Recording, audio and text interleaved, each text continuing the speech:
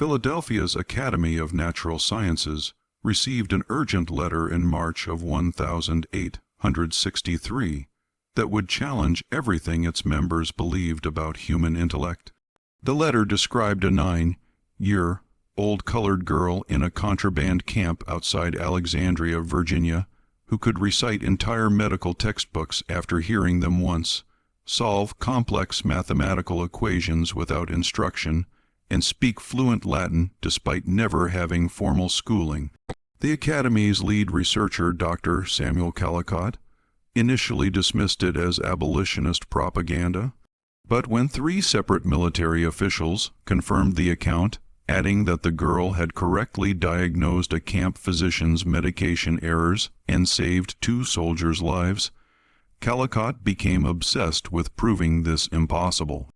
According to his private journals discovered decades later in a sealed section of the Academy's archives, what he found in that camp would force him to destroy years of his own research and vanish from public life entirely. Before we continue with the story of Eliza Davis and the scientist who tried to explain her, I want to ask you something. If you're interested in true historical mysteries that challenge everything we think we know about the past, subscribe to this channel and tell me in the comments what state or city are you listening from right now. I'm curious to know where our community of history lovers is based. Now, let's discover what really happened in that spring of 1863. The contraband camps surrounding Alexandria, Virginia in early 1863 were monuments to chaos and hope intertwined. Following President Lincoln's Emancipation Proclamation that January, thousands of formerly enslaved people flooded into Union-controlled territories seeking protection behind federal lines. The camps sprawled across muddy fields and abandoned warehouses, shelter constructed from whatever materials could be salvaged, rotted canvas, splintered boards, rusted metal sheets. The air perpetually carried the smell of woodsome smoke, unwashed bodies, and the sweet sick scent of illness that hung over the medical tents like a fog. In one of these camps, designated simply as Camp Relief No. 7, a peculiar situation had developed that spring. The camp housed approximately 240 souls, most of them women and children whose men had either died, been sold away, or joined the colored troops regiments forming throughout Union territory. Among them was a girl named Eliza Davis, who had arrived 3 weeks earlier with a group of refugees from a tobacco plantation outside Richmond that had been burned during a Confederate retreat. Eliza was small for her 9 years, her frame thin in the way of children who had known hunger intimately. Her skin was dark as polished walnut, her hair kept in tight braids under a faded calico headscarf. She possessed the kind of face that might have been unremarkable in any other context. Large, watchful eyes, a small nose, lips that rarely smiled. But those eyes held something that made adults uncomfortable when they looked too long. They were eyes that absorbed everything, that seemed to be constantly calculating, measuring, recording. The first person to notice Eliza's peculiar abilities was Lieutenant James Carmichael, a young officer from Massachusetts assigned to camp administration. Carmichael had been tasked with conducting a census of the camp's inhabitants, recording names, approximate ages, origins, and any useful skills. It was tedious work, made more difficult by the fact that many of the refugees were illiterate and traumatized, their stories emerging in fragments and contradictions. When Carmichael called for Eliza Davis, the girl approached his makeshift desk with downcast eyes, as was expected. Her designated guardian, an older woman named Ruth, who had traveled with her from Richmond, stood protectively nearby. Name, Carmichael asked, his pen poised. Ella, sir. Her voice was barely above a whisper. Family name, Davis, sir. That was master's name. Age, 9 years, sir. Born in spring of '54. Carmichael continued with his standard questions, but something made him pause. On his desk lay a book he'd been reading that morning. Gray's Anatomy, a medical text he studied in hopes of better understanding the illnesses ravaging the camp. The book was open to a detailed illustration of the human heart, its chambers and vessels labeled in Latin. Eliza's eyes had fixed on the page with unmistakable hunger. "Can you read, girl?" Carmichael asked, though he knew the answer. Teaching slaves to read was illegal throughout the South, punishable by whipping or worse. Eliza didn't respond immediately. Ruth shifted nervously behind her. "It's all right," Carmichael said more gently. "You're free now. There's no punishment for learning here." "No, sir, I can't read," Eliza whispered, "but I can see the pictures." "What do you see?" Eliza's finger moved toward the page, then pulled back as if touching it might burn her. "That's the heart, sir. The aorta carries blood from the ventricular sinister, the left ventricle, to the body. The vena cava brings it back.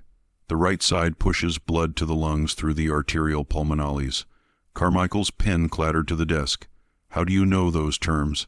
Eliza finally looked up at him, and in her eyes he saw something like resignation. As if she knew her answer would only bring trouble. "Master's son was studying to be a doctor, sir, before the war. He used to read his books aloud to remember them better. I would clean his room while he studied." "And you memorized medical terminology from overhearing it." "I remember everything I hear, sir, every word." Carmichael spent the next hour testing this claim, pulling various refugees aside to speak in Eliza's presence, then asking her to repeat what they'd said. She reproduced conversations word for word, including dialect and pronunciation, even when they spoke in German or French. When he read passages from his medical text aloud, she could recite them back flawlessly, including complex anatomical descriptions she could not possibly understand. But it was what happened next that truly unsettled Carmichael. He asked Eliza to explain what the passages meant. She did, not in the halting way of someone repeating memorized words, but with genuine comprehension. She described the circulatory system, the function of organs, the process of respiration, using the medical terminology correctly, and explaining concepts that should have required years of formal education to grasp. When Carmichael mentioned that one of the camp physicians had been puzzled by a patient's symptoms, Eliza asked 3 questions about the case, then suggested the man likely suffered from pleurisy complicated by malnutrition, and recommended a specific treatment protocol. The diagnosis was correct. The recommended treatment worked. Within a week, Lieutenant Carmichael's report had reached his commanding officer, then traveled up the chain to the Department of War in Washington. In the fevered political atmosphere of 1863, with the war's outcome still uncertain, and the question of what to do with millions of freed slaves becoming increasingly urgent, Eliza Davis represented something potentially explosive. Living proof that the racial theories justifying slavery were scientifically false. The South's entire social order rested on the belief that Negroes were intellectually inferior, incapable of higher reasoning, suited only for manual labor under white supervision. Northern scientists, even many abolitionists, largely accepted this view, though they argued it resulted from lack of education rather than innate deficiency. But a 9-year-old colored girl who could match or exceed the intellectual capacity of educated white men, who possessed abilities that seemed to transcend normal human cognition entirely. This was something else. This was dangerous. Dr. Samuel Calicott received the War Department's request to investigate on April 3, 1863. Calicott was 47 years old, a respected member of Philadelphia's Academy of Natural Sciences, and one of America's leading practitioners of craniology, the study of skull measurements to determine intellectual capacity and racial characteristics. He had published extensively on the topic, his work frequently cited in defenses of slavery. His measurements proved that Negro skulls were smaller, particularly in the frontal regions associated with higher reasoning, and that their brain structures resembled those of apes more than white humans. The request came with unusual stipulations. Calicott was to examine the girl in complete secrecy, share his findings only with specific military officials, and above all, prevent any public knowledge of the case. The War Department understood the implications. If abolitionists got hold of this story, it would become powerful propaganda.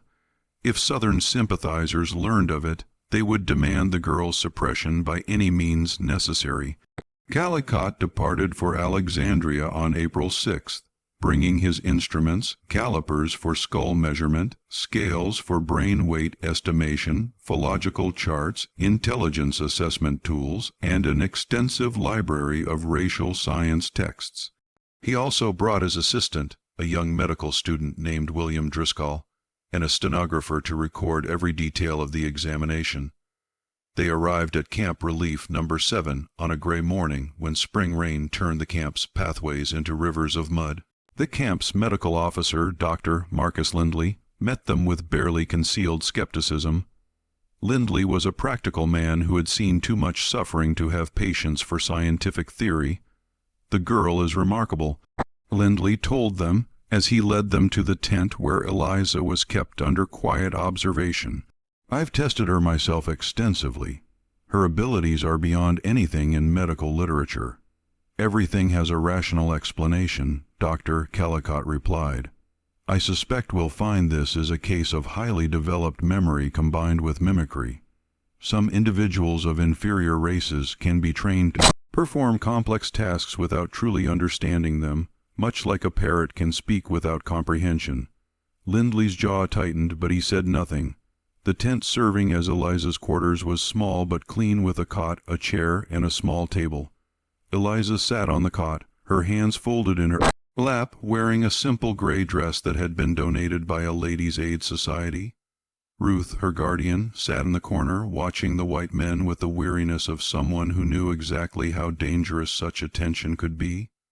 Calcott's first impression, recorded meticulously in his journal, was of the girl's unremarkable appearance. "Subject presents as typical Negro child of approximately 9 years," he wrote. "Small stature, likely due to malnutrition common to her race and former condition. Physical examination reveals no obvious abnormalities. Subject is compliant and quiet, exhibiting docility expected of her kind." Then Eliza looked up at him, and Calicott's pen paused. "Good morning, Doctor Caldricott," Eliza said softly. "Doctor, Lindley mentioned you studied in Edinburgh under Robert Knox. I heard him read some of your papers. You believe Negro skull capacity averages approximately 5 cubic inches less than Caucasian skulls, primarily in the frontal region, which you associate with reasoning and moral sense." Caldecott stared at her. "How could you possibly know where I studied?" Doctor, Lindley told Lieutenant Carmichael yesterday afternoon, sir, at 2:47 in the afternoon. Specifically, you were speaking about the Knox controversy and his involvement in the Burke and Hare murders. The lieutenant asked if that troubled you given Knox's contributions to anatomy. You said, science must be separated from scandal. This was impossible. Dr. Lindley confirmed the conversation had occurred exactly as described at approximately that time, but it had taken place in his office over 200 YD from this tent. "You couldn't have heard us," Calicott said. "Sound carries in camps like this, sir," Eliza replied, "especially when the wind comes from the east like it did yesterday." I hear many conversations. Over the next 6 hours, Calicott conducted the most rigorous intellectual examination of his career.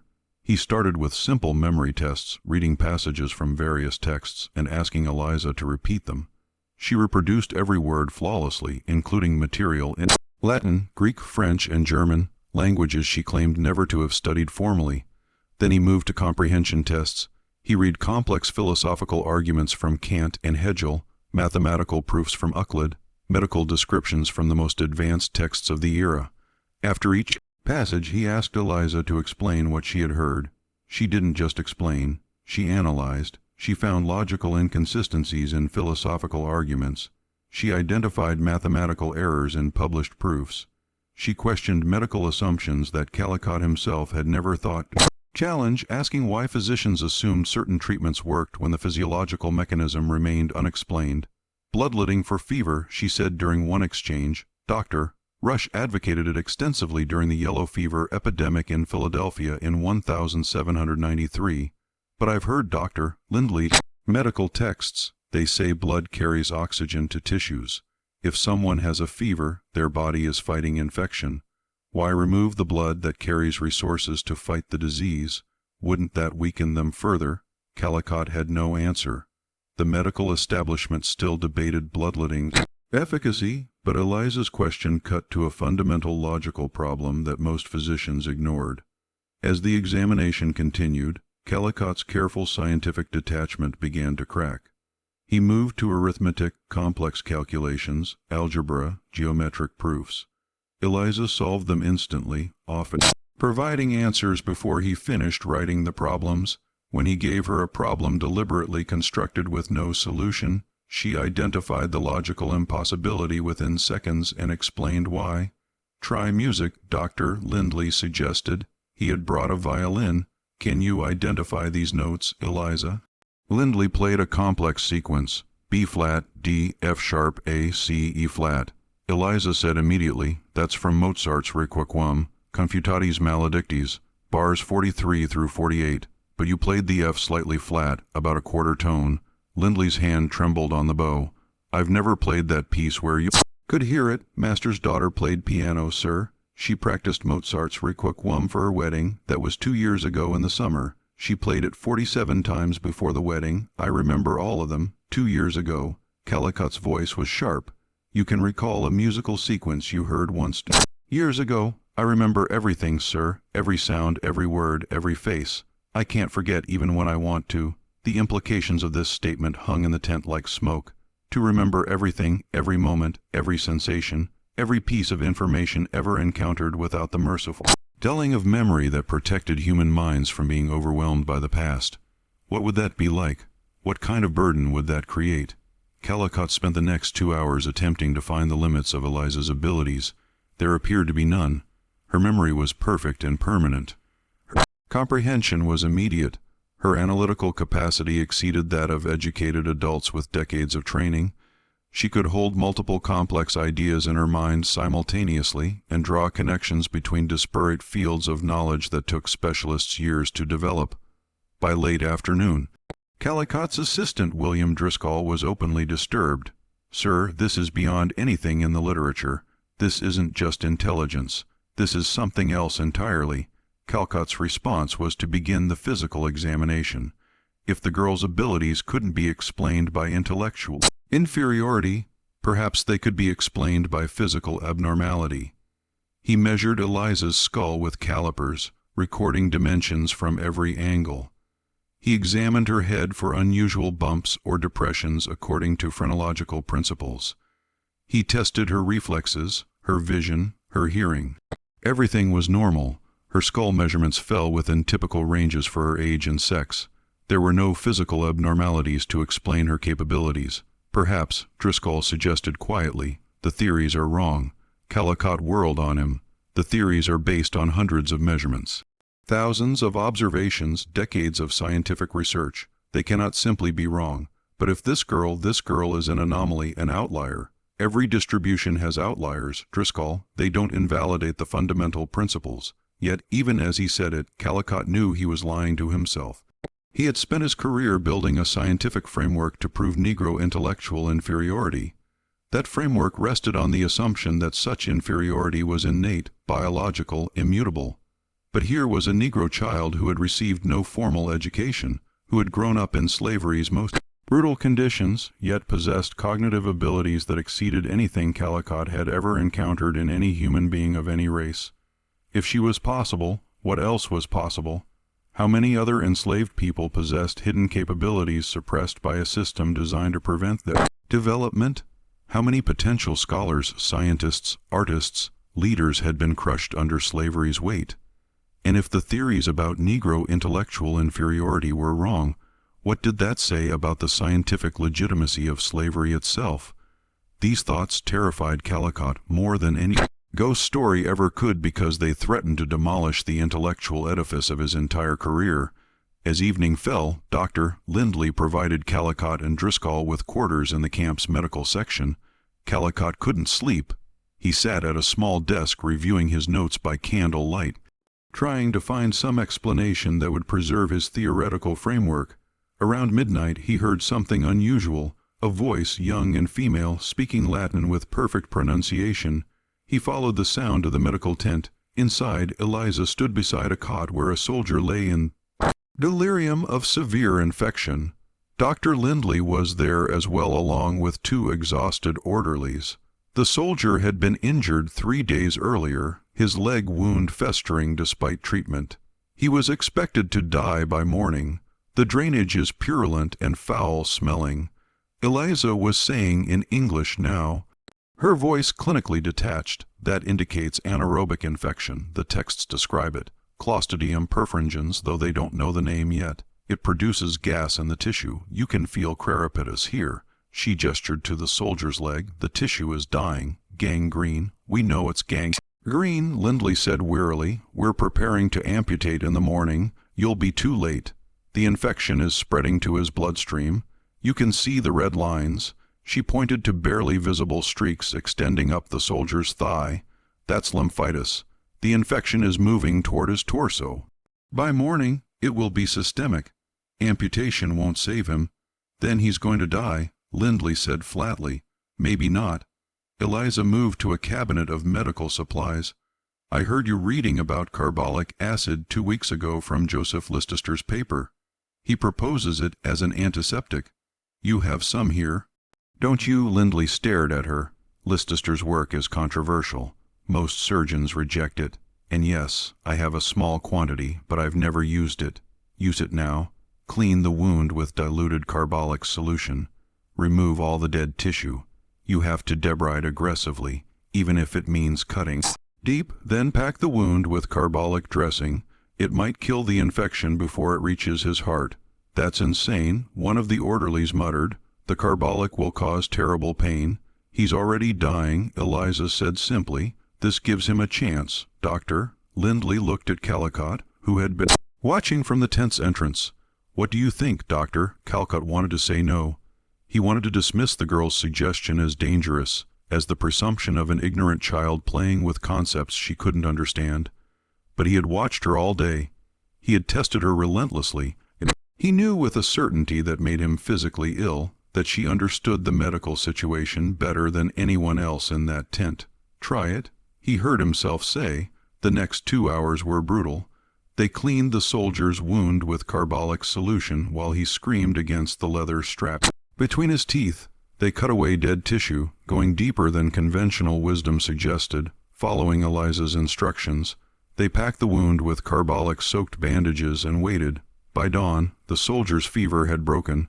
The red lines had stopped advancing. He was weak, delirious with pain, but alive. Over the next week, his wound would begin to heal. He would lose some muscle tissue in his leg, but keep the limb. He would survive. Eliza had saved his life with knowledge that the medical establishment wouldn't widely accept for another decade. That morning, Calicott wrote a preliminary report to the War Department. His hand shook as he formed the words, "Subject demonstrates cognitive capabilities that exceed current scientific understanding. Memory appears to be eidetic and comprehensive. Comprehension and analytical reasoning operate at a level inconsistent with subject's age, education, and racial category. Physical examination reveals no abnormalities that would account for these abilities. Further study is required to determine," he paused, "to determine what? Whether his entire scientific career had been built on false premises. Whether the racial theories justifying slavery were elaborate lies that brilliant men had convinced themselves to believe." "Sir," Driscoll stood in the doorway, "the War Department has sent additional instructions." The new orders were brief and chilling. Continue examination. Determine extent of subject's abilities. Identify limitations. Assess potential applications. Maintain absolute secrecy. Do not allow subject to interact with anyone not specifically authorized. Under no circumstances permit subject's existence to become public knowledge. The orders came with a dark implication that Calicott understood immediately. The War Department wasn't interested in scientific truth. They were interested in control. Eliza Davis was a weapon or a threat or both, but she was not to be allowed to simply exist as a free human being with extraordinary gifts. Over the following weeks, Calicott's examination of Eliza intensified. He brought in additional researchers, all sworn to secrecy. They tested her in mathematics, astronomy, linguistics, biology, chemistry, history, philosophy, music, and art. In every domain, she demonstrated capabilities far beyond her supposed limitations. She could calculate astronomical positions without instruments. She could speak languages she'd only heard spoken once. She could identify chemical compounds by smell. She could memorize entire books after a single reading and recite them years later without error. She could solve problems in minutes that had taken mathematicians years to crack. But the tests took a toll. Eliza grew thinner, quieter. The light in her eyes dimmed. She never complained, never protested. But Ruth, her guardian, reported that Eliza barely slept anymore. When she did sleep, she had nightmares. She remembers everything, sir. Ruth told Dr. Lindley during one of these conversations which Calicott overheard. Every lashing she saw, every child sold away from their mother, every scream, every tear, every horror. She can't forget none of it. It's all there in her head forever, fresh as the day it happened. How does a child live with that? The question haunted Calicott. He had been studying Eliza as a scientific specimen, a puzzle to be solved, but she was a child who had experienced slavery's full brutality and who possessed the terrible curse of remembering it all perfectly. Unable to let trauma fade into merciful forgetfulness in early May, something changed. Calicott arrived at the camp to find unusual activity. Soldiers moving in formation, officers in hushed conferences. Dr. Lindley met him with a grim expression. Confederate raid last night, Lindley explained, 20 miles south of here. They hit another contraband camp, burned it completely, killed or captured everyone there. Why would they raid a contraband camp? Driscoll asked. Because word is spreading, Lindley said quietly, about Eliza. We've kept it quiet, but information leaks. There are rumors of a Negro girl with impossible abilities. Southern sympathizers want her eliminated before abolitionists turn her into propaganda. Confederate intelligence wants her captured to prove the rumors are abolitionist lies. Everyone wants to control her or destroy her. That night, Calicott made a decision that would define the rest of his life. He went to Eliza's tent and spoke to her directly without witnesses, without his scientific instruments, without the careful detachment he'd maintained. The tent was dimly lit by a single candle, casting long shadows against the canvas walls. Eliza sat on her cot, a worn book in her lap, one of the primers from the camp school. Ruth dozed in the corner, exhausted from another day of caring for sick children in the medical tent. When Calicott entered, Eliza looked up, but didn't seem surprised. It was as if she had been expecting him. "Eliza," he said, his voice lower than usual, "I need to ask you something honestly. Do you understand what you are, what your abilities mean?" She looked at him with those two old eyes that had seen things no child should remember and couldn't forget. "I understand that I'm dangerous, sir. That's why everyone's afraid. You're not dangerous. You're extraordinary. They're the same things, sir, for someone like me." She closed the book carefully, her small fingers tracing its spine. "When you're a Negro and you're extraordinary, you become a problem. Either you prove something people don't want to believe, or you become something they want to own and control. I learned that on the plantation. Master's son had a hunting dog once, a pointer that was smarter than any dog he'd ever seen. Could track anything, understand complex commands, almost seemed to think like a person. One day, a visiting planter offered a fortune for that dog. Master's son refused. The next week, the dog disappeared. They found it 3 days later, shot dead in the woods. Master's son cried for a week, but his father told him it was a mercy. Something that valuable and that smart, he said. It would have been stolen eventually or caused trouble. Better to end it quick than let it suffer what would come. Calderat felt ice in his stomach. You think someone will kill you. I think someone will try to use me until I break, or they'll kill me to keep others from using me. Either way, I don't get to just be Eliza." She paused, then added quietly, "Dr. Lindley told me about the raids, about camps being burned. He didn't say it was because of me, but I know. I hear things. People whisper about the Negro girl who knows too much. Some think I'm blessed by God. Others think I'm unnatural. The Confederates think I'm abolitionist propaganda. The Union thinks I'm a political complication. Nobody thinks I'm just a child who wants to live. What do you want, Eliza? If you could have anything, what would it be? For the first time since he'd met her, Eliza's carefully controlled expression cracked. Tears filled her eyes, but didn't fall, as if even crying was something she had learned to suppress. I want to forget, sir, just for one day. I want to forget everything I've seen and heard and felt. I want to be a regular child who doesn't remember her mother's face when master sold her, who doesn't remember exactly what she said.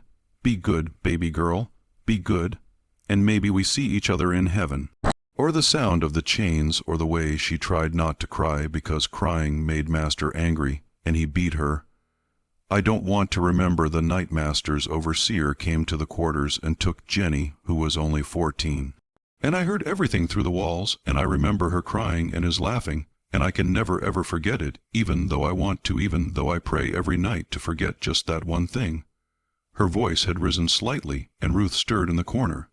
Eliza immediately quieted, glancing at her guardian with concern. When she continued, her voice was barely a whisper. I remember every person I ever saw whipped, every child sold, every woman who disappeared into master's house at night and came out different. I remember the exact words of the auctioneer when they sold my baby brother. Good breeding stock, strong back, prime field hand potential. He was 6 years old. I remember the man who bought him saying, he'll last maybe 15 years if I work him right. Then I'll breed him and get my investment back. I remember my brother's face. He didn't cry. He was too scared to cry. And I remember everything, Dr. Calicott, every single moment of horror, and I can't forget any of it. That's what my gift really is. Perfect memory of every nightmare I've ever lived. Calicott felt something break inside him. All his life he had pursued scientific truth with clinical detachment. He had measured skulls and recorded data and built theories about racial hierarchies, all while maintaining the comfortable distance of academic inquiry. But sitting across from this child, hearing her describe the unbearable weight of memory, he understood something that no amount of scientific study had taught him, the human cost of the system he had spent years trying to justify. I can't give you forgetting, he said finally. Nobody can. I know, sir, nobody can, but I can do something else. I can make sure you're not treated as a specimen anymore, that you're allowed to be a child as much as possible, that your abilities are yours, not something for others to exploit. Can you really do that, sir? There was something heartbreaking in the way she asked.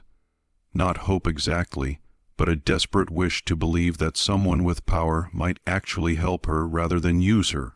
Calicott wasn't sure he could, but watching this brilliant, damaged child who carried the weight of perfect memory, he knew he had to try.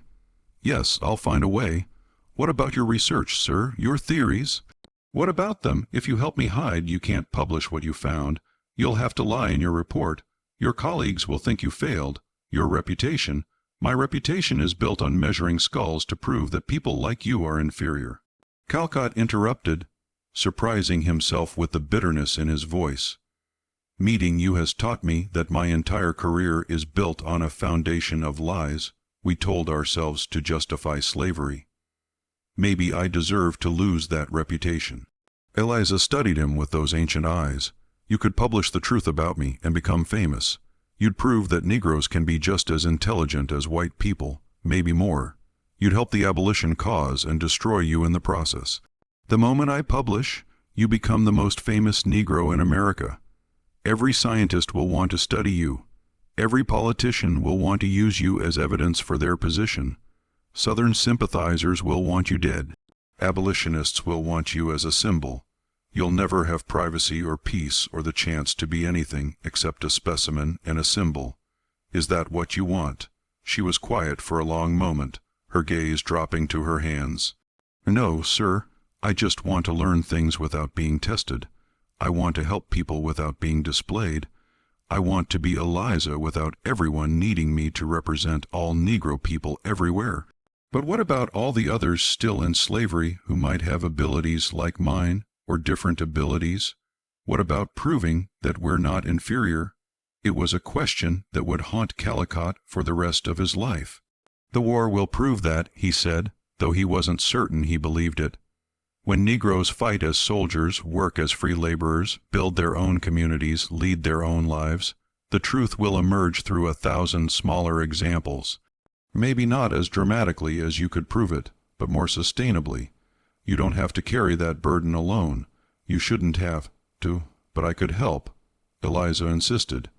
If I let them study me, if I let them prove, they would break you.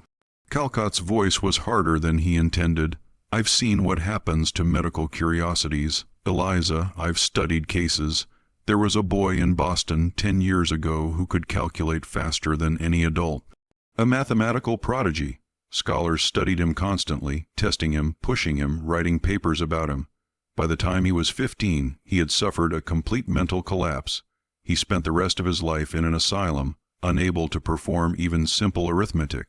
The constant examination, the pressure to perform, the lack of any normal childhood, it destroyed him. And he was white, from a good family, protected by wealth and social position. What do you think they would do to you? A Negro girl with no legal protection, no family with influence, no resources. No, they would use you until you broke, and then they would either discard you or claim that your breakdown proved their theories about racial inferiority. After all, Eliza's hands were shaking slightly. So either I hide what I am or I let them destroy me. I'm giving you a third option. I'm going to lie in my report. I'm going to say you're interesting but unremarkable. That your abilities are overstated, that further study is unnecessary. And I'm going to arrange for you and Ruth to go north to a Quaker school where you can learn in peace, where you'll be protected, where you can be a child who happens to be brilliant rather than a scientific specimen. It's not perfect, but it's better than the alternatives. And if they come looking for me anyway, then we'll hide you again, change your name, move you somewhere else, keep you safe. He leaned forward. Eliza, I can't give you forgetting. I can't undo what you've experienced or erase your memories, but I can try to make sure that from this moment forward, you have a chance at a life worth remembering for the right reasons. For the first time since he'd met her, Eliza smiled. It was a small tentative thing, barely visible in the candlelight, but it was real. Thank you, Dr. Calicott. Don't thank me yet. We still have to make this work. Over the next 3 days, Caldecott threw himself into the deception with the same intensity he had once devoted to his research. He wrote his report to the War Department with meticulous care, phrasing every sentence to suggest disappointment rather than discovery. Subject demonstrates highly developed rote memorization, he wrote, consistent with some documented cases of savant syndrome. However, deeper examination reveals significant limitations in true comprehension and abstract reasoning. Subject can reproduce heard material with impressive fidelity, but shows little evidence of genuine understanding or original thought. Apparent problem: solving abilities appear to result from pattern recognition and mimicry rather than actual reasoning capacity. It was all lies, and Calicott knew it, but he wrote with scientific authority and clinical detail, providing just enough technical language to discourage further inquiry while avoiding claims that could be easily disproven if someone decided to test Eliza again. He concluded, while subject presence as an interesting case study in memory function, continued extensive examination is not warranted. Subject shows no evidence of capabilities that would challenge current understanding of racial intellectual capacity. Recommend subject be released from special observation and permitted to enter normal educational programs being established for freedmen children. She may benefit from basic education, but does not represent a case requiring further scientific study. Dr. Lindley, when he read the draft, looked at Calicott with something between respect and concern. This is completely false. Yes, you're sacrificing your greatest scientific discovery to protect her. I'm sacrificing a lie I told myself for years to give a child a chance at life. The War Department may question your findings. They sent you here specifically because of the reports about her abilities. Then I'll tell them the reports were exaggerated, that Lieutenant Carmichael was overly enthusiastic, that witnesses were unreliable, that the girl is bright but not extraordinary. Calicott met Lindley's eyes. "Will you support my conclusion?" Lindley was quiet for a moment. Finally, he nodded. "I've seen enough suffering in this war. If we can prevent one child from being torn apart by people who want to use her, that's something worth doing. Yes, I'll support your conclusion, even though it's false. Sometimes mercy is more important than truth." Lindley paused, but Calicott, "You realize what this means for you. If you publish this report, you can never write about what you really found. You can never claim credit for discovering the most remarkable mind you've ever encountered. Your career in racial science is effectively over because you'll know that everything you built it on was wrong."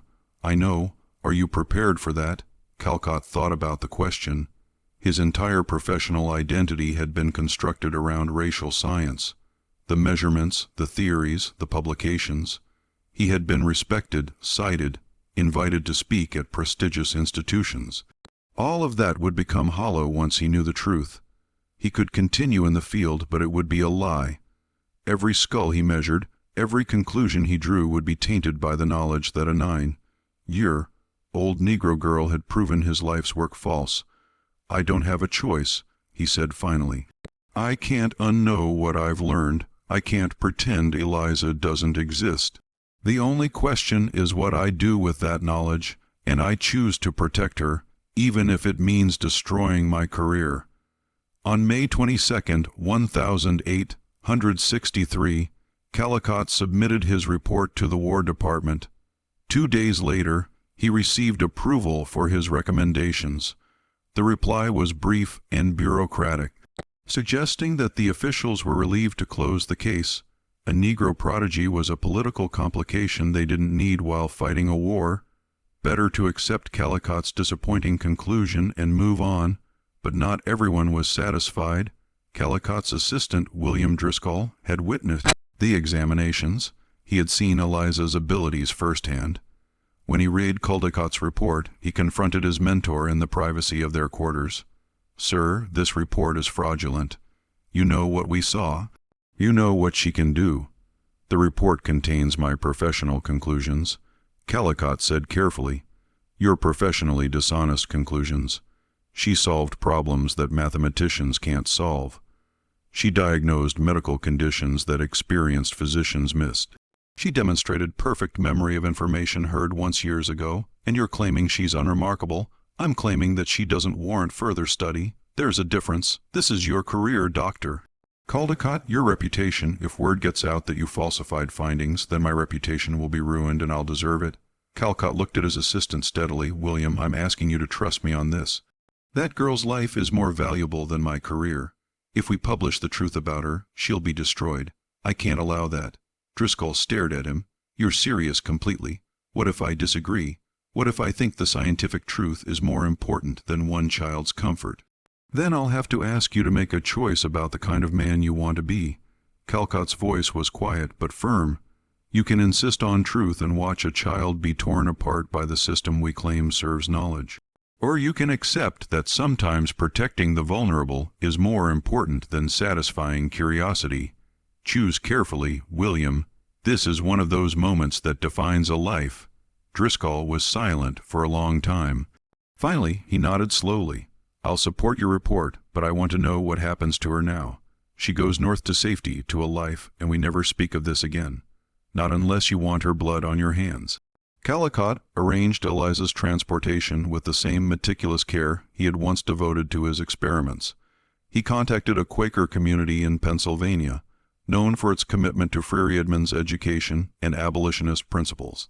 He provided funding from his personal savings, enough to ensure Eliza's education and Ruth's support for years. He wrote letters of introduction to colleagues he trusted, abolitionists whose commitment to human dignity exceeded their curiosity about unusual cases. And he gave Eliza one final gift, a new identity. She would travel north as Sarah Mitchell, orphan daughter of free Negroes from Maryland. The paperwork was forged, but expertly done, purchased through channels that Calicott preferred not to examine too closely. In the chaos of wartime displacement, one more freed child with ambiguous origins would raise no questions. The last time Calicott saw Eliza was on the morning of May 24th, 1863, as she and Ruth boarded a wagon that would take them to a railway station, then north to Pennsylvania. Eliza wore a new frock, plain gray wool, appropriate for a freedman's child, and carried a small carpet bag containing her few possessions. Ruth sat beside her, protective and anxious. The wagon driver was a free Negro man who worked for the Quakers, trusted and discreet. Eliza looked like any other freed child, heading toward an uncertain but hopeful future. But when she looked at Calicott, he saw that same ancient awareness in her eyes. "Dr. Calicott," she said before climbing into the wagon. "Thank you for lying in your report." He started. "How did I read it, sir, when you left it on the desk while you spoke with Dr. Lindley 3 days ago? I remember every word. You wrote that I was unremarkable, that I couldn't truly understand what I memorized, that my abilities were overstated. You know that's false." "Yes. Why did you lie?" Calicott struggled to find words adequate to the moment. "Because I realized that scientific truth isn't always the same as human good. Because you deserve a life, not a laboratory. Because everything I believed was wrong, and I didn't want you to be destroyed by my mistakes or by a system that would see you as a tool rather than a child." Eliza nodded slowly, processing this. "Will you destroy your research?" "The racial theories, I don't know if I can. Other scientists believe them. My destroying my own work won't change the system, but you could tell the truth. You could publish what you found, show everyone that the theories are wrong, that Negro people are just as capable as whites, maybe more. You could change things. If I did that, Eliza, everyone would want to find you and study you. You'd become the most famous Negro in America overnight. Every scientist, every politician, every journalist, every curious person would want to examine you, test you, prove or disprove what you represent. You'd never have privacy or peace. Your entire life would become about being the Negro prodigy, about representing your race, about satisfying other people's need to understand you. Is that what you want?" She was quiet for a long moment, her gaze dropping to the muddy ground. Finally, she shook her head. "No, sir. I just want to be Eliza or Sarah, I guess. I just want to learn things and maybe help people, and not have everything I do be about proving something to white people who don't believe I'm human enough to be smart. Then that's what I'll give you, the chance to be yourself, to learn and grow and live without being anyone's specimen or symbol. But what about all the others, sir? The ones still in slavery who might have abilities like mine or different abilities. What about proving that Negro people aren't inferior so the system changes?"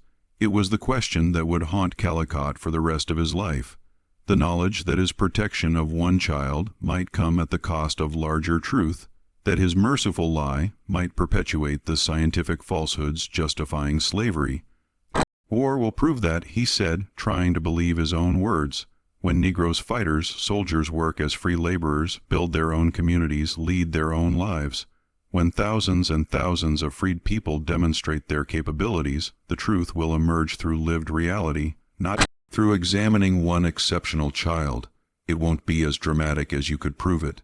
It won't happen as fast, but it will be more sustainable, more undeniable. You don't have to carry that burden alone. You shouldn't have to.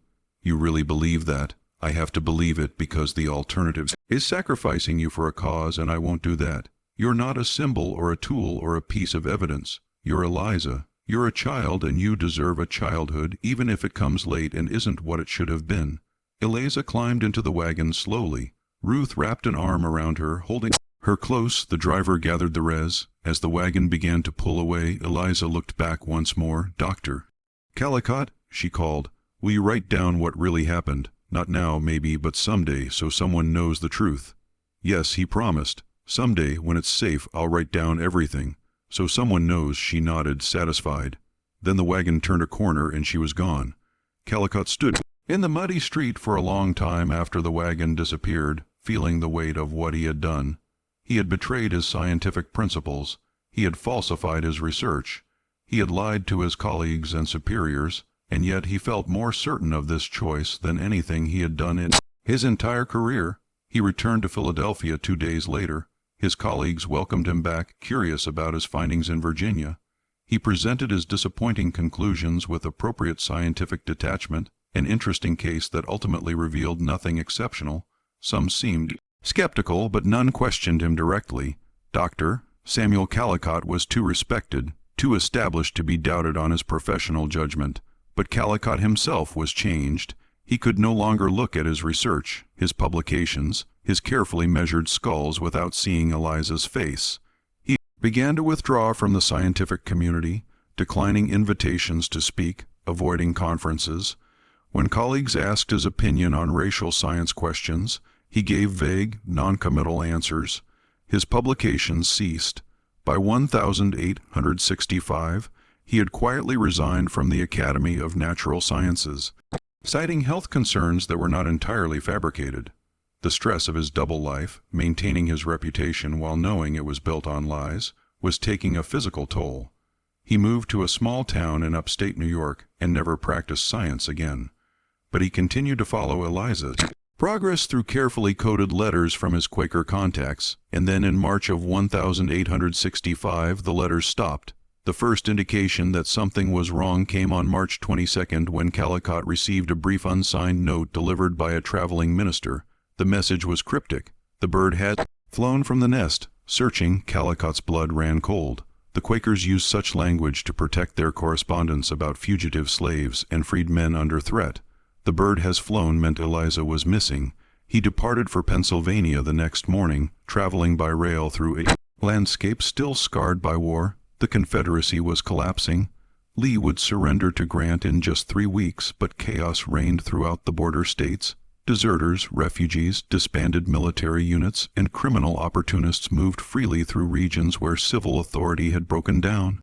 The Quaker school sat on the outskirts of a small town called Redstone, about 40 miles west of Philadelphia. It was a modest two-story building that had once been a farmhouse, now converted to house and educate approximately 30 freed children.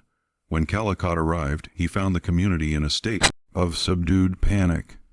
Hannah Pembroke, the school's director, was a stern woman in her 50s with iron gray hair and eyes that had witnessed too much suffering to be easily shocked. But when she spoke to Calicott in the privacy of her office, her hands trembled slightly. Sarah, we knew her as Sarah Mitchell, disappeared on the evening of March 17th, she said. Ruth reported her missing when she didn't return for evening prayers. Sarah had been in the library reading as usual. Ruth said she left her there at approximately 6:00. When she returned at 7:00, Sarah was gone. The library door stood open. Her book lay on the floor, pages bent. There were signs of some disturbance, a chair overturned, papers scattered, but no blood, no obvious violence. Did anyone see anything? Calderon asked, his voice tight. Several children reported seeing a carriage in the road near the school that afternoon. Black lacquer pulled by 2 horses. The driver wore a long coat and kept his face covered. One child said she saw 2 men in dark clothing walking near our property line around 5:00. But we often have visitors, and the children didn't think much of it at the time. Have you contacted local authorities? Hannah's expression turned bitter. Yes. The constable came, asked a few questions, wrote in his notebook. Then he told us that freed Negro children run away all the time, that she probably went looking for family or got lured away by promises of work. He said there was nothing to investigate. When I insisted there had been signs of struggle, he asked if anything valuable was stolen. When I said no, he told me that was proof she left voluntarily. He hasn't been back since. What about Ruth? What does she say? Ruth is convinced Sarah was taken. She says Sarah would never leave without telling her. They were inseparable. More than that, Ruth says Sarah had been worried for the past week. Said she felt like she was being watched, that she'd seen the same man in town on 3 separate occasions, always standing at a distance, always staring at the school. Did Sarah describe this man? Tall, thin, wearing spectacles, dark hair. Ruth says Sarah mentioned he looked like a school teacher or clerk, someone educated. Hannah paused. Ruth also said Sarah told her she'd been having nightmares about being examined again, about men with instruments measuring her head and asking her questions. Sarah made Ruth promise that if anything happened, Ruth would burn a letter Sarah had written and hidden under her mattress. Calicott's heart clenched. Did Ruth burn it? No. Ruth thought I should see it first. She believed it might help find Sarah. Anna opened a desk drawer and withdrew a folded piece of paper. "I think you should read this, Doctor. Calicott Sarah mentioned you by name." The letter was written in Eliza's careful, precise handwriting, not the writing of a child, but of someone with perfect control and attention to detail. "To whoever finds this, my name is not Sarah Mitchell. That is the name I was given for safety. My real name is Eliza Davis. I am writing this because I am afraid. For the past week, I have been followed. I remember the man's face perfectly. I remember everything, and I've seen him watching our school on March 10th at 2:47 p.m., March 12th at 9:23 a.m., and March 15th at 4:16 p.m. Each time he stands approximately 200 y.d. away near the elm tree by the road and watches with a spyglass. He writes in a notebook after watching, 'I believe someone has found out about my abilities and is planning to take me. If I disappear, please tell Dr. Samuel Calicott of Philadelphia. He will know who I am and what I can do. He tried to protect me by lying in his report and giving me a new name, but I think someone discovered the truth anyway. I don't know if they want to study me or silence me or use me for some purpose I can't imagine. I only know that I am afraid in a way I haven't been since I was in slavery. Dr. Calicott told me I didn't have to carry the burden of proving Negro intelligence, that I could just be Eliza. But maybe that was never really possible. Maybe extraordinary abilities always make you a target. Maybe I was naive to think I could hide. If something happens to me, I want someone to know I existed. I could remember everything I ever heard or saw. I could solve problems that adults couldn't solve. I understood things I was never taught. I was not what the scientists said Negro people are. I was proof that the theories are wrong, and whether I live or die, that truth exists. Someone should know it. I am writing this on March 16th, 1865 at 11:34 p.m. If you are reading this, it means I was right to be afraid. Eliza Davis called Sarah Mitchell, age 11 years and 1 month. Calicott read the letter 3 times, each reading more painful than the last. Eliza's voice came through so clearly, analytical even in her fear, documenting the threat with the same precision she brought to everything, trying to leave evidence because her perfect memory had taught her the importance of records. She had been afraid, and she had been right to be afraid, and Calicott had failed to protect her. When was this written? He asked, though the letter stated it clearly. The night before she disappeared. Ruth found it the next evening when Sarah didn't come back. So she knew. She knew she was in danger, and she stayed anyway. Where could she go? Hannah said gently. She was 11 years old, a freed Negro girl with no legal documents beyond forged papers, no family, no resources. She couldn't run. She could only wait and hope she was wrong. Calicott stood abruptly, the letter crumpling slightly in his grip. I need to speak with Ruth, and I need to see where Eliza was taken from. Ruth was a broken woman. Calicott found her in the small room she had shared with Eliza, sitting on the narrow bed, holding one of Eliza's few possessions, a blue ribbon the girl had worn in her hair. When Calicott entered, Ruth looked up with red-rimmed eyes. "You're him," she said simply. "The doctor from the camp, the one who helped her?" "Yes, she's gone. My baby's gone. I couldn't protect her." Ruth's voice broke. "I promised myself when we left that plantation, when we got free, I'd never let nothing happen to her again, but I failed. She's gone, and I don't know where, and I can't remember everything like she could. I can't remember the exact face of that man who was watching. I can't help find her because I'm not special like she was." Calicott sat beside her. "Tell me everything you remember, no matter how small." Over the next hour, Ruth described the days leading up to Eliza's disappearance. The man Eliza had noticed watching, tall, thin spectacles, dark coat. The way Eliza had grown quieter, more withdrawn. The nightmares that had started a week before she vanished. Nightmares where Eliza would wake up gasping, saying she dreamed of laboratories and instruments and men asking her questions she couldn't refuse to answer. "She told me once," Ruth said, "that the worst part of remembering everything is that you can't make nightmares fade. When normal people have bad dreams, they forget the details. But Eliza, she remembered every moment of every nightmare as clear as real life. So every bad dream added to her burden. Every night terror became a permanent memory. She was collecting horrors in her mind with no way to let them go." "Did she say anything unusual in the days before she disappeared?" anything that might indicate who was watching her or why. Ruth thought carefully. She said something strange on March 16th. We were walking to town for supplies and she stopped suddenly staring at a man across the street. I asked what was wrong. She said that man's coat. I remember that fabric. I heard Dr. Driscoll describing it in Virginia in the camp. He said his brother was a tailor who made coats from that specific imported wool, navy blue with a subtle gray thread pattern. I only heard him describe it once for maybe 30 seconds, but I remember perfectly. Why would someone wearing that specific fabric be here? Calicott's blood froze. Driscoll, William Driscoll, my assistant. You think I don't know, but he witnessed everything. He knew the truth about Eliza's abilities, and he initially argued that we should publish our findings, that scientific truth was more important than her safety. I convinced him to stay silent, but Calicott stood pacing. If he told someone else, if he shared our real findings with another researcher or sold the information, why would he do that? Money, fame, professional advancement. Or perhaps he genuinely believed that the scientific value outweighed one child's life. Calicott felt sick. I trusted him. I thought I had convinced him. But if he betrayed that trust, he left Ruth and went to examine the library where Eliza had disappeared. It was a small room lined with bookshelves containing perhaps 200 volumes donated by various benefactors. A single window looked out onto the road. The overturned chair had been right, but Calicott could still see the scuff marks on the floor where it had fallen. Papers were scattered near the reading table. Pages from a mathematics text covered in Eliza's neat annotations. Hannah stood in the doorway.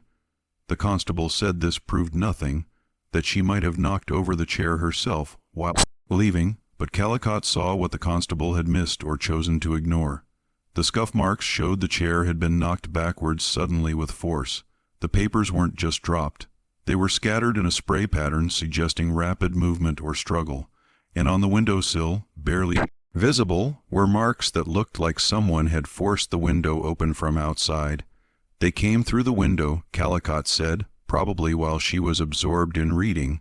She was so focused on the book that she didn't hear them until it was too late. She tried to stand, knocked over the chair, scattered the papers, but they overpowered her quickly. She was small, only 11 years old. They probably gagged her to prevent screaming. The whole thing took less than a minute. Then they carried her out through the window. No, look at the floor. No mud tracks near the window despite the rain we had that week. They came in through the window to surprise her, but they left through the door. He pointed to faint marks on the floorboards leading to the door. 2 sets of footprints, both male adult size, and here he knelt, examining the door frame. A thread caught on a splinter, dark wool, expensive quality. Hannah's face was pale. So this was planned, professional. Yes, this wasn't random. This was an operation to capture a specific target. Over the next 3 days, Calicott conducted his own investigation with an intensity bordering on obsession. He hired a private investigator, a former Pinkerton agent named Marcus Webb, who specialized in finding missing persons. He offered a substantial reward for information. He wrote to every contact he had in the medical and scientific communities, carefully probing whether anyone had heard rumors about a Negro prodigy, whether anyone had seen unusual recruitment efforts or strange research proposals, and he confronted William Driscoll. He found his former assistant in Philadelphia working at Pennsylvania Hospital as a junior physician. When Calicott appeared in his office unannounced, Driscoll's face showed first surprise, that something that might have been guilt. "Dr. Calicott, I wasn't expecting. Where is she?" Calicott's voice was cold, controlled fury. "I don't know what you don't lie to me, William. Eliza Davis, the girl from Virginia. She disappeared from her school in Pennsylvania on March 17th. The same day, a man wearing an expensive wool coat was seen watching her. A coat made from fabric I heard you describe once, so I'll ask again. Where is she?" Driscoll's face drained of color. He closed his office door quickly. "Keep your voice down. Tell me what you did." "I didn't do anything. I kept my promise. I never published our findings. I never told anyone the truth about her abilities." "Then why was someone wearing your brother's tailored coat watching her?" Driscoll was silent for a long moment. Finally, he sank into his chair. "I swear I didn't tell anyone directly," but he rubbed his face. "Last fall, I was at a medical conference in Boston. I'd been drinking. Another researcher was discussing racial intelligence theories, citing your work. I got angry. I said, God help me. I said that the theories were wrong, that I'd seen evidence that would overturn everything. I didn't give details. I didn't name the girl or the location. I just said I'd witnessed a case that proved Negro intellectual capacity could exceed white capacity. Who is this researcher? Dr. Edmund Voss. He's associated with Harvard Medical School. Studies cognitive development and intelligence assessment. He pressed me for details. I refused to give them, but he was persistent. He asked if you had documented the case. I said you had, but that the documentation was sealed. He asked why. I told him it was to protect the subject. Calicott felt the room tilt slightly. You told Edmund Voss that I had documented evidence of exceptional Negro intelligence and then sealed it to protect the subject. You might as well have drawn him a map. I thought I was drunk. I wasn't thinking clearly. I thought if I just mentioned it existed without giving details, it would be harmless. A way to express my frustration with the theories without actually betraying your trust. Voss is a collector, Calicott said, his voice hollow. He's obsessed with rare cognitive cases. He has funding from wealthy patrons who are fascinated by human oddities. He maintains a private facility in western Maryland where he studies unusual cases. I've heard rumors about that place. Rumors that his subjects don't always leave. Driscoll's face was ashen. You think Voss took her? I think you gave him enough information to start looking, and a man with Voss's resources could find her if he tried hard enough. You told him the case was documented by me. He could have investigated my recent travels, found that I'd been in Virginia in 1863. From there, he could have tracked refugees from that contraband camp, followed the trail to Pennsylvania, found a school with a freedman's girl who was exceptionally bright. Calicott stood. You killed her, William, even if your hand didn't force her through that window. You killed her by talking when you'd promised not to. I didn't mean, no one ever means to, but she's gone anyway. Coltricott moved to the door. If she dies, William, I want you to remember every day for the rest of your life that it was your drunken pride that killed her.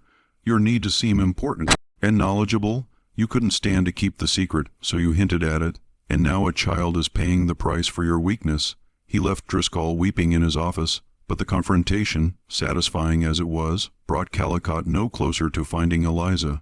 He traveled to Boston to Harvard, trying to track down Edmund Voss, but Voss was elusive.